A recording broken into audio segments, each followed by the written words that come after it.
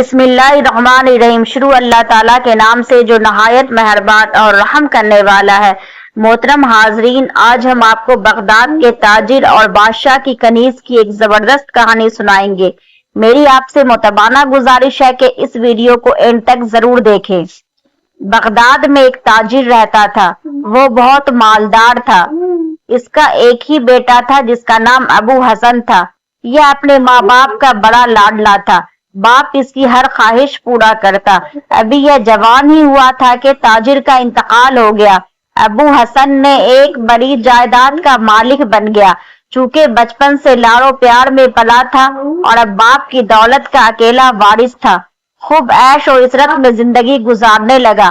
خوش آمدی اور مطلب پرست دوستوں نے اس کے دولت سے خوب فائدہ اٹھایا اور مختلف حلیے بہانوں سے اسے لوٹنے لگے، یہاں تک کہ ایک ایک کر کے اس کی ساری جائیداد بک گئی۔ روپیہ پیسہ جو باپ نے بہت چھوڑا تھا وہ بھی ختم ہو گیا۔ اب ابو حسن کے پاس کچھ نہ رہا۔ ماں نے بہت سمجھایا تھا کہ یہ دوست سب موقع پرست ہے، ہمیں سوچ بوجھ سے کام لینی چاہیے۔ ان پر جو تم نے روپیہ لوٹایا ہے کل کو یہ تمہاری طرف منہ پھیر کر بھی نہ دیکھیں گے۔ مگر ابو حسن تو دوستوں کے نرگے میں ایسا پھنس گیا تھا کہ نکل ہی نہ سکا۔ جب اس کی جائیداد ختم ہو گئی اور روپیہ پیسہ نہ رہا تو یہ دولت بھی ایسے غائب ہو گئی جیسے گدھے کے سنگ سے سنگ۔ ابو حسن کو احساس ہوا کہ اسے مال کے نقصان کا زیادہ رنج ہے۔ ماں نے اس کی یہ حالت دیکھی تو کہا، اب پچھتانے سے کیا فائدہ، جو ہوا سو ہوا۔ اگر میری نصیحت پر عمل کرتے تو آج یہ دن دیکھنا نصیب نہ ہوتا۔ خیر اب یوں کرو کہ میرے پاس جو زیور ہے اور جسے میں نے چھپا کر اس برے وقت کے لیے رکھا اسے لے جاؤ اور فروخت کر کے کوئی کاروبار شروع کرو، لیکن خبردار اب کسی موقع پرست کو دوست نہ بنانا۔ ابو حسن نے ایسا ہی کیا اور ماں کا زیور بیچ کر کاروبار شروع کر دیا۔ کچھ دن تو اس طرح گزرے۔ ابو حسن سب سے الگ اپنے کاروبار میں مصروف رہا، لیکن دوستوں کے ساتھ وقت گزارنے کی پرانی عادت سے مجبور ہو کر ماں سے کہا، ماں میں دوستوں کے بغیر نہیں رہ سکتا۔ ماں نے کہا، اچھا یوں کرو کہ روز ایک نئے دوست کے ساتھ وقت گزار لیا کرو۔ لیکن خبردار، ایک مرتبہ جس کے ساتھ بیٹھ کر کھانا کھاؤ اسے دوبارہ اپنے دسترخوان پر نہ بلانا، اس سے کوئی واسطہ نہ رکھنا۔ ابو حسن نے سوچا کہ شہر کے دوستوں کے ساتھ تو ایسا نہیں ہو سکتا کہ دوبارہ ان سے نہ ملا جائے۔ میں ایسا کروں گا کہ شہر میں آنے والے مسافروں میں سے کسی ایک کو روزانہ اپنے گھر لایا کروں گا اور رات کا کھانا کھلا کر صبح کو رخصت کر دیا کروں گا۔ چنانچہ یہ سوچ کر اس نے یہ وتیرہ بنا لیا کہ روز شام کو شہر کے پناہ کے دروازے کے باہر بنے پل پر بیٹھ جاتا اور جو مسافر اس کو آتا دکھائی دیتا اس کو گھر لے آتا، اس کو اپنے ساتھ کھانا کھلاتا، رات کو اپنے گھر میں سلاتا اور صبح کو رخصت کر دیتا۔ ایک دن حسب معمول وہ پل پر بیٹھا ہوا تھا، کسی مسافر کا انتظار کر رہا تھا کہ اتنے میں خلیفہ ہارون رشید تیل کے سوداگر کا بھیس بدلے اپنے ایک غلام کے ساتھ شہر کا گشت کرنے لگے۔ وہاں پہنچے ابو حسن نے سلام دعا کے بعد اپنے گھر آنے اور رات بسر کرنے کی دعوت دی۔ ہارون رشید نے دعوت قبول کر دی اور ابو حسن کے ساتھ اس کے گھر چلے گئے۔ ہارون رشید نے ابو حسن کی سادگی اور بھولی بھالی باتوں سے اور اس کی روزانہ کے معمول سے یہ سمجھا تھا کہ اس کے طرز عمل کی کوئی وجہ ہے۔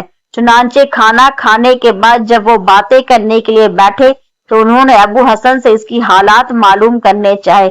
ابو حسن نے اپنے بغدادی دوستوں کا سارا قصہ سنا دیا اور اپنی ماں کی نصیحت بھی بتا دی۔ خلیفہ نے سن کر کہا کہ واقعی ایسے دوستوں پر تو میرا بھی دل چاہتا ہے کہ لعنت بھیجوں۔ پھر جب کافی رات گزر گئی تو خلیفہ بولے، ابو حسن اب آپ آرام کر لے، مجھے بھی صبح کو سفر کرنا ہے، مگر میں چاہتا ہوں کہ جانے سے پہلے آپ کی مہمان نوازی کا کچھ بدلہ چکا دوں۔ ابو حسن نے کہا، مجھے کسی چیز کی ضرورت نہیں ہے، اللہ کا دیا سب کچھ ہے، میں تو آپ کا احسان مند ہوں کہ آپ نے میری دعوت قبول کر لی اور میرے گھر آئے۔ خلیفہ ہارون رشید بولے، مجھے تو آپ کے ہاں آ کر خوشی ہوئی، اللہ آپ کو اور زیادہ خوشحالی عطا کرے۔ آپ کو کسی چیز کی ضرورت نہیں ہے، پھر بھی آپ کا کوئی کام ہو تو بتائیے، مجھے وہ کرنے میں خوشی ہوگی۔ میں بھی چاہتا ہوں کہ آپ کی کوئی خدمت کروں، آپ کی کوئی خواہش پوری کروں، کوئی تکلیف ہو تو بتائیے۔ ابو حسن بولے، آپ کا شکریہ، میری کوئی خواہش نہیں، البتہ مجھے ایک تکلیف ضرور ہے، مگر اس میں آپ کچھ نہیں کر سکتے۔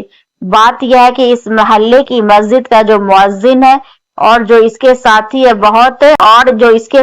ہے وہ بہت بدمعاش ہے اور ان کی حرکتوں سے پورا محلہ پریشان ہے، مگر وہ کچھ نہیں کر سکتے۔ اگر اللہ تعالیٰ ایک دن کے لیے مجھے خلیفہ بنا دے تو میں اس کے مؤذن کو اور اس کے ساتھیوں کو ایسی سزا دوں کہ ساری زندگی یاد رکھے۔ خلیفہ یہ سن کر مسکرائے اور بولے، اللہ کرے آپ کی یہ دعا ضرور پوری ہو۔ انہوں نے دل میں سوچا کہ جیسے بھی ہو اس کو ایک دن کے لیے خلیفہ ضرور بناؤں گا۔ یہ سوچ کر انہوں نے نظر بچا کر بے ہوش ہو جانے والی دوا چائے کی پیالی میں ڈال دی۔ ابو حسن اسے پیتے ہی دوا کے اثر سے بے ہوش ہو گیا۔ خلیفہ نے اپنے غلام کو حکم دیا کہ اس کو اٹھا کر محل میں لے جائے اور ان کی خوابگاہ میں پہنچا دیا جائے۔ غلام نے حکم کی تعمیل کی۔ اس کے بعد خلیفہ نے محل میں پہنچ کر اپنے غلاموں اور کنیزوں کو حکم دیا کہ ابو حسن کو ان کے کپڑے پہنا کر ان کے بستر پہ لٹا دیا جائے اور کل شام تک اس کو خلیفہ سمجھ کر اس طرح اس کی عزت کی جائے اور اس سے خطاب کیا جائے جس طرح ان کے ساتھ کیا جاتا ہے۔ اس کے بعد خلیفہ نے اپنے وزیر جعفر کو بلایا اور حکم دیا کہ کل یہ شخص میرا قائم مقام ہو کر تخت خلافت پر بیٹھے گا، اس کا اس طرح احترام کیا جائے جیسا میرا کیا جاتا ہے، اور جو بھی یہ حکم دے اس کی تعمیل کی جائے، سارے شاہی آداب اس طرح بجائے جائے۔ ہارون رشید نے یہ تمام ہدایتیں دے کر اپنے محل میں ایسی جگہ چھپ کر بیٹھ گئے جہاں سے وہ ابو حسن کی تمام حرکتیں دیکھ سکے۔ ابو حسن شاہی لباس پہنے خلیفہ کے بستر پہ لیٹا رہا۔ فجر کے وقت معمول کے مطابق ایک کنیز نے ابو حسن کو جگایا اور کہا، الہی جا فجر کی نماز ادا فرمائی۔ ابو حسن آنکھیں کھولی، چاروں طرف نگاہ ڈالی تو بھونچکا رہ گیا۔ حسین و جمیل کنیزوں کو دیکھا اور کبھی شاہی محل کے سجے سجائے کمرے کو بھی دیکھا۔ اس کی کچھ سمجھ میں نہ آیا اور وہ یہ سوچ کر کے میں خواب دیکھ رہا ہوں، پھر آنکھیں بند کر کے لیٹ گیا۔ اسے خیال آیا کہ رات کو مسلسل میں سوداگر سے خلیفہ کی باتیں کر رہا تھا، شاید اسی وجہ سے میں یہ خواب دیکھ رہا ہوں۔ جب ابو حسن نے دوبارہ آنکھیں بند کر لی اور سو جانے کا ارادہ کیا تو ایک کنیز نے بڑے ادب سے جھکتے ہوئے، امیر المومنین یہ نماز کا وقت ہے۔ ابو حسن اس الفاظ کو سن کر حیران ہو کر اٹھ بیٹھا اور سوچنے لگا کہ واقعی میں جاگ رہا ہوں اور اللہ نے مجھے سچ مچ خلیفہ بنا دیا ہے۔ اتنے میں خلیفہ کے خاص خدمت گزار مسرور نے دستہ بدستہ عرض کیا، الہی جا مزاج مبارک کیسا ہے؟ آج صبح نماز ادا نہیں فرمائیں گے؟ اب دربار عام کا وقت ہو رہا ہے، عام امیر اور وزیر دربار میں آپ کی تشریف آوری کا انتظار کر رہے ہیں۔ ابو حسن اب اور بھی حیران ہوا اور مسرور سے کہنے لگا، تم کس سے بات کر رہے ہو؟ وہ بولا، امیر المومنین خلیفہ وقت سے۔ ابو حسن نے کہا، نہیں تم بھول رہے ہو، میں خلیفہ نہیں ہوں۔ مسرور ادب سے بولا، یہ کیسے ہو سکتا ہے کہ غلام آپ کو بھول جائے؟ الہی جا آپ نے رات کو کوئی برا خواب تو نہیں دیکھا؟ ابو حسن نے یہ سن کر ایک کنیز کو قریب آنے کو کہا اور اس سے کہنے لگا، تم بتاؤ میں کون ہوں؟ کنیز بولی، آپ امیر المومنین خلیفہ وقت ہے۔ ابو حسن کی سمجھ میں کچھ نہ آ رہا تھا کہ یہ سب کیا ماجرا ہے، کل تک وہ ایک عام آدمی تھا، آج اچانک امیر المومنین کیسے بن گیا؟ وہ یہی سوچ رہا تھا کہ مسرور نے پھر کہا کہ دربار عام کا وقت ہو گیا ہے اور لوگ خلیفہ کے منتظر ہے۔ اس پر ابو حسن بستر سے اٹھا، پورے محل میں دعا، کلمات اور آداب و سلام کا شور مچ گیا۔ ابو حسن کا شب خوابی کا لباس بدل کر ایسا شاہی لباس پہنایا گیا، پھر وہ سب سلام کا جواب دیتا ہوا 2 غلاموں کے سہارے دربار میں پہنچا۔ دربار میں خلیفہ کا وزیر جعفر آگے بڑھ کر دعا اور آداب بجا لا کر اپنی نشست پر بیٹھ گیا۔ باقی امیر اور وزیر بھی آداب بجا کر اپنی اپنی جگہ پر بیٹھ گئے۔ اب وزیروں نے لوگوں کے مقدمے پیش کرنا شروع کیے، لیکن ابو حسن نے حکم دیا کہ پہلے کوتوال شہر کو حاضر کیا جائے۔ کوتوال شہر حاضر ہو گیا۔ ابو حسن نے اسے حکم دیا کہ فلاں محلے میں فلاں مسجد کے مؤذن اور اس کے ساتھیوں کو 100 کوڑے لگا کر منہ کالا کر کے سارے شہر میں پھراؤ، پھر انہوں نے شہر سے باہر نکال دو اور اعلان کر دو کہ یہ اس شخص کی سزا ہے جو محلے کے لوگوں اور ہمسایوں کو ستاتا ہے۔ चुनांचे इसकी हुक्म की फौरन तामील हुई।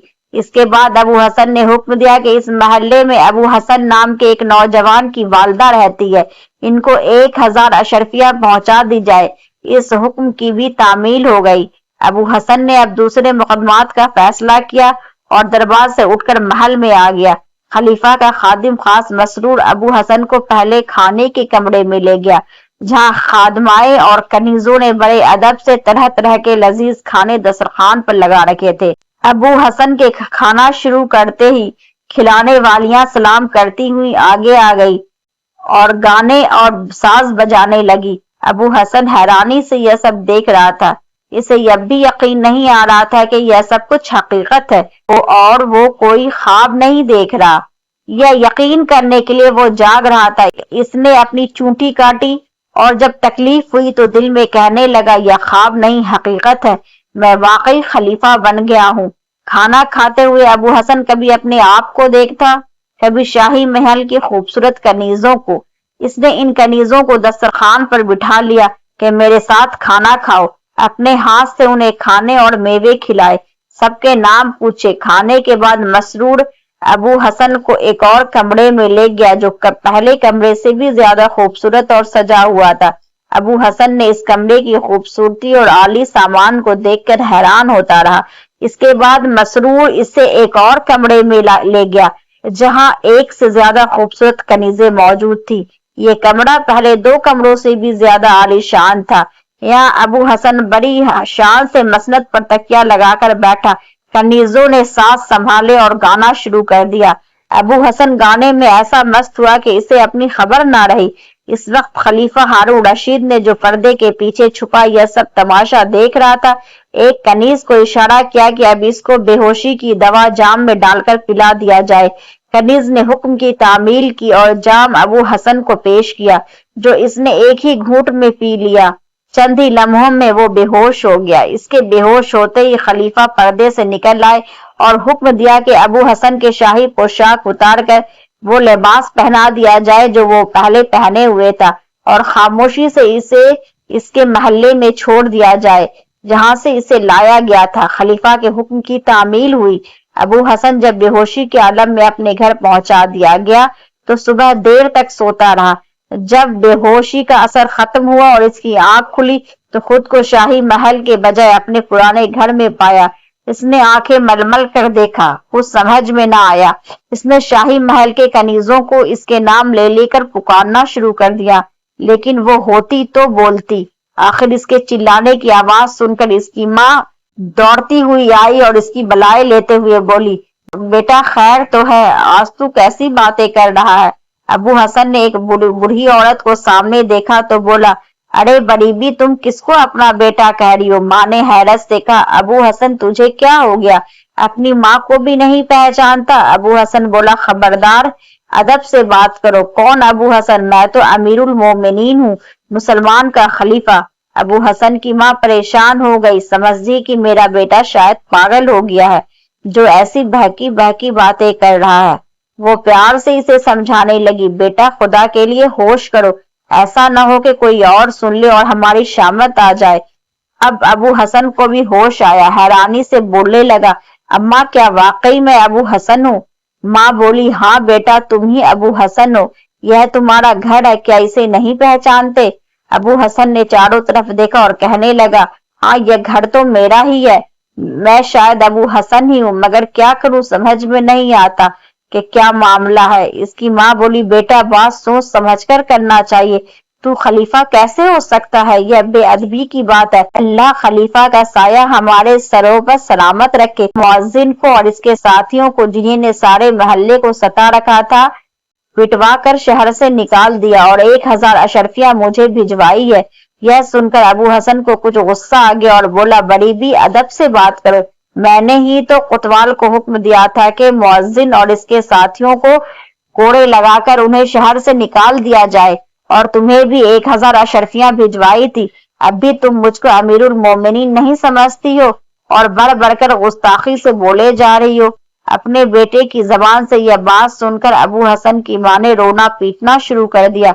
भाई मेरा बेटा दीवाना हो गया है, اس کا شعر سن کر محلے والے آگے آئے اور ذرا سی دیر میں شہر بھر میں یہ بات پھیل گئی۔ کوتوال شہر کو بھی خبر ہو گئی، وہ آ گیا اور ابو حسن کو دیوانہ سمجھ کر پاگل خانے میں بھجوا دیا گیا۔ راستے میں سپاہیوں نے اس کی خوب پٹائی کی۔ وہ اب بھی اپنے آپ کو خلیفہ سمجھ رہا تھا۔ جب اپنے آپ کو دیکھتا، اپنے گھر کو یاد کرتا تو خیال آتا کہ وہ ابو حسن ہی ہے، مگر جب مؤذن کو اس کے حکم کی سزا دیے جانے اور اسے شہر سے نکال دیے جانے اور 1000 اشرفیہ اپنی ماں کو بھجوائے جانے کا خیال آتا تو خلیفہ ہونے میں اسے کوئی شبہ نہ رہتا۔ غرض اسی دیوانگی میں 15 دن اس نے پاگل خانے میں گزار دیے۔ ایک دن اس کی ماں اس سے ملنے آئی تو بیٹے کی حالت دیکھ کر رونے لگی، کس قدر دبلا اور کمزور ہو گیا تھا۔ ابو حسن نے ماں کو ادب سے سلام کیا۔ ماں سمجھی کہ اب میرا بیٹا سنبھل گیا ہے، پیار سے کہنے لگی، بیٹا کیا اب بھی تم خود کو خلیفہ سمجھتے ہو؟ ابو حسن بات کی ماں سن کر رو پڑا اور کہنے لگا، اماں میرا قصور معاف کر دو، میں واقعی تمہارا بیٹا ابو حسن ہوں، میں شاید دیوانہ ہو گیا تھا۔ ماں نے اللہ کا شکر ادا کیا کہ بیٹا ٹھیک ہو گیا ہے اور پاگل خانے سے منت سماعت کر کے اسے وہاں سے نکال کر گھر لے آئی۔ کئی دنوں تک اس کی اچھی دیکھ بھال کی، جس سے ابو حسن کی صحت بحال ہوئی اور اس کے جسم میں طاقت اور توانائی لوٹ آئی۔ اب وہ معمول کے مطابق اپنی زندگی بسر کرنے لگا اور پرانے طریقوں کے مطابق روزانہ شام کو شہر کے باہر بنے پل پہ چلا جاتا اور ایک مسافر کو اپنے گھر لے آتا، اس کی خاطر تواضع کرتا اور صبح کو رخصت کر دیتا۔ ایک دن معمول کے مطابق وہ پل پر کسی مسافر کے انتظار میں بیٹھا تھا کہ خلیفہ ہارون رشید سوداگر کا بھیس بدلے غلام کو ساتھ لیے پھر وہاں پہنچے۔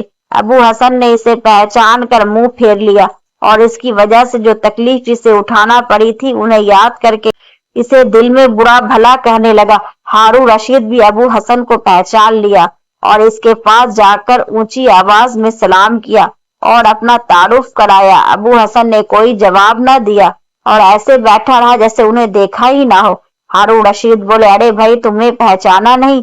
1 مہینہ ہوا تم نے میری اس قدر خاطر تواضع کی تھی، اپنے گھر لے گئے تھے، اچھا کھانا کھلایا تھا، شاید تم اپنے اس عہد کی وجہ سے جس کو ایک بار اپنے گھر لے گئے تھے دوبارہ نہیں لے جاؤ گے، اسی وجہ سے تم میری طرف توجہ نہیں دے رہے، لیکن میں ٹلنے والا نہیں ہوں۔ ابو حسن نے خلیفہ کو لینے کی بہت کوشش کی، مگر انہوں نے منت سماعت کر کے اور یہ وعدہ کر کے کہ اگر اسے کوئی تکلیف اس کی ذات سے پہنچے تو بتا دے تاکہ وہ اس کی تلافی کر دے۔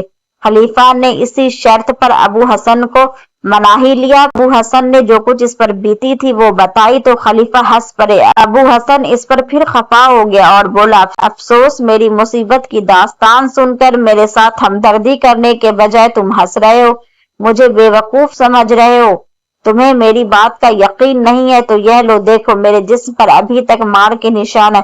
خلیفہ ہارون رشید نے ابو حسن کے جسم میں مارنے کے نشان دیکھے تو افسوس کرنے لگا اور بولے، مجھے افسوس ہے کہ تمہیں یہ تکلیف پہنچی، بہرحال اب تو جو ہونا تھا ہو چکا ہے، میں انشاءاللہ اس کی تلافی کر دوں گا۔ یہی باتیں کرتے ہوئے وہ ابو حسن کے گھر پہنچ گئے۔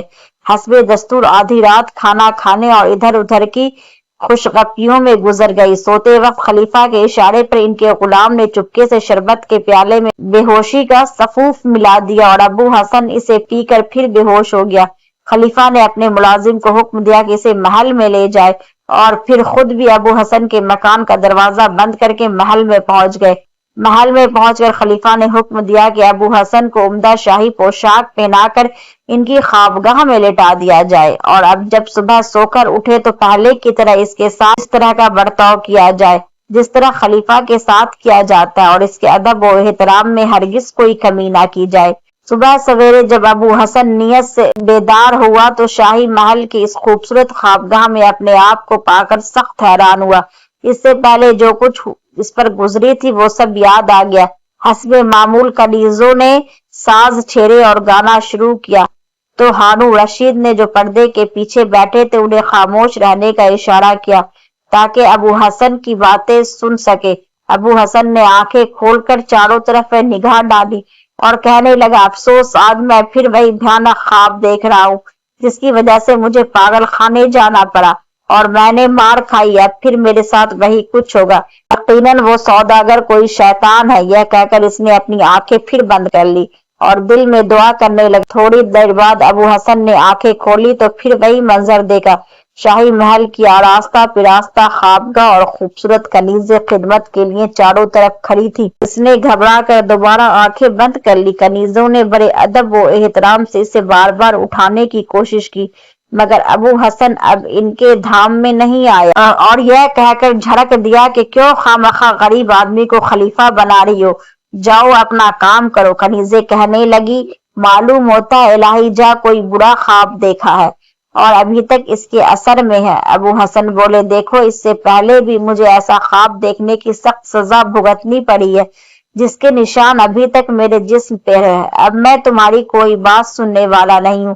ایک خوبصورت کنیز بولی، الہی جا آپ نے یقیناً کوئی برا خواب دیکھا ہے، آپ تو کل سے شاہی محل کے باہر تشریف ہی نہیں لے گئے۔ دوسری کنیز نے بھی اس کی تصدیق کی اور سب کہنے لگی، جی ہاں آپ تو محل سے باہر گئے ہی نہیں، یہی خوابگاہ میں آرام فرما رہے تھے۔ ان باتوں کو سن کر ابو حسن، کیا میں واقعی خلیفہ ہوں؟ میں جو پاگل خانے لے جایا گیا اور جو میں نے مار کھائی، کیا وہ خواب تھا یا یہ جو میں اب دیکھ رہا ہوں یہ خواب ہے؟ اس دوران خلیفہ کے اشاروں پر کنیزوں نے ناچنا شروع کر دیا۔ ابو حسن کچھ دیر تو خاموشی سے سنتا رہا، پھر بستر سے کود کر کنیزوں کا ہاتھ پکڑ کر ناچنے لگا۔ وہ کچھ ایسا جوش میں آیا کہ اپنا شاہی لباس پھاڑ ڈالا اور ایک دھماکہ چوکڑی مچا دی۔ خلیفہ ہارون رشید نے جو یہ حال دیکھا تو ہنس ہنس کر لوٹ پوٹ ہو گئے اور بے قابو ہو کر پردے سے نکل آئے۔ ابو حسن نے خلیفہ ہارون رشید کو پہچان لیا اور بولا، اچھا یہ آپ ہی ہو جو سوداگر کے بھیس میں میری ساری تکلیفوں کے باعث بنے۔ ساتھ ہی وہ سارا ماجرا بھی سمجھ گیا۔ خلیفہ نے اس کے ساتھ یہ سب کچھ مذاق کے طور پر کیا اور میں جو کچھ دیکھ رہا تھا وہ حقیقت تھی، کوئی خواب نہیں تھا۔ خلیفہ نے آگے بڑھ کر ابو حسن کو گلے لگا لیا اور کہنے لگے، ابو حسن غم نہ کرو، میں تمہاری ساری تکلیفوں کی تلافی کر دوں گا۔ ابو حسن بولا، یہ خوب بات ہے، آپ کے مذاق نے تو میری جان ہی لے لی تھی، مجھے پاگل خانے جانا پڑا اور مار کھانی پڑی۔ ابو حسن کو عمدہ لباس پہنایا جائے اور ایک اچھا سا مکان 1000 اشرفیہ اور ماہانہ خرچ کے لیے دے دی جائے۔ ابو حسن انعام و اکرام کے بعد اپنے گھر آیا اور سارا قصہ اپنی ماں کو سنایا۔ اس کی ماں نے اللہ کا شکر ادا کیا کہ اس نے خلیفہ کو ان پر مہربان کر دیا۔ کچھ وقت گزرنے کے بعد ایک دن ہارون رشید نے اپنی ملکہ زبیدہ سے کہا کہ میں دیکھتا ہوں کہ اب ابو حسن محل میں آتا ہے تو ملکہ کی کنیز نزہت کی طرف اس کی زیادہ توجہ رہتی ہے، نزہت بھی اس کی طرف مائل نظر آتی ہے، اس لیے میرا خیال ہے کہ ان دونوں کی شادی کر دینی چاہیے۔ ملکہ زبیدہ نے کہا، ان کا خود بھی خیال یہی تھا، ان دونوں کی شادی ہو جانی چاہیے، یہ دونوں خوش رہیں گے۔ چنانچہ خلیفہ کے حکم پر ابو حسن اور نزہت کی شادی ہو گئی۔ خلیفہ نے تحفے میں ابو حسن کو اپنے محل کے قریب ایک محل رہنے کو دے دیا اور ملکہ نے نزہت کو اتنا سامان دے دیا کہ اس کا گھر بھر گیا۔ ابو حسن اور نزہت خوش و خرم زندگی بسر کرنے لگے۔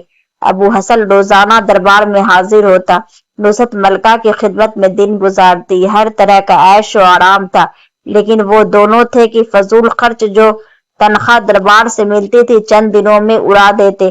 ان کی فضول خرچی اس قدر بڑھ گئی کہ وہ تنگ دست ہو گئے۔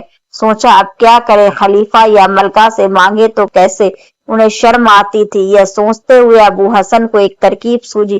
اس نے نزہت سے کہا، تم ایک سفید چادر اوڑھ کر مردہ بن کر لیٹ جاؤ، میں خلیفہ کے پاس جا کر کفن دفن کے کچھ رقم لے آؤں گا۔ نزہت نے ایسا ہی کیا اور ابو حسن نے روتا پیٹتا خلیفہ کے پاس پہنچا۔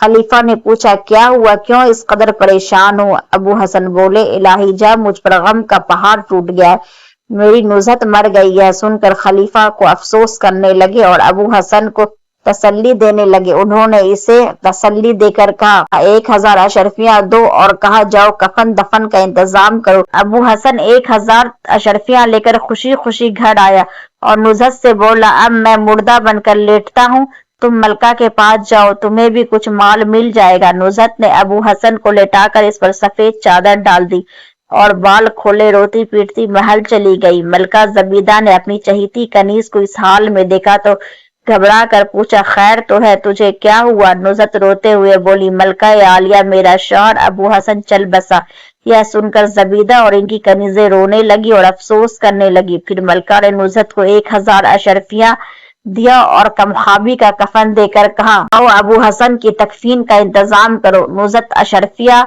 और वो कपड़े लेकर घर आई और फिर दोनों खूब हंसे कि इस तरकीब से 2000 अशरफिया और कीमती कपड़ा हाथ आया। उधर खलीफा हारून रशीद दोबारा से उठकर महल में आए तो मलका जबीदा अबू हसन के मर जाने पे अफसोस का इजहार करने लगी। खलीफा ने कहा, तुम्हें गलत फहमी हुई है, अबू हसन नहीं मरा, तुम्हारी कनीज नुज़हत का इंतकाल हो गया है। मलका जबीदा बोली, नहीं, वो कनीज आई थी, उसने कहा अबू हसन मर गया है। इस तरह हारून रशीद और उसकी बेगम को समझ में आ गया कि वो दोनों ने उसे बेवकूफ बनाया है। मोहतरम हाजरीन, अगर मेरी ये कहानी पसंद आई हो तो इसे लाइक करें, शेयर करें और सब्सक्राइब करें।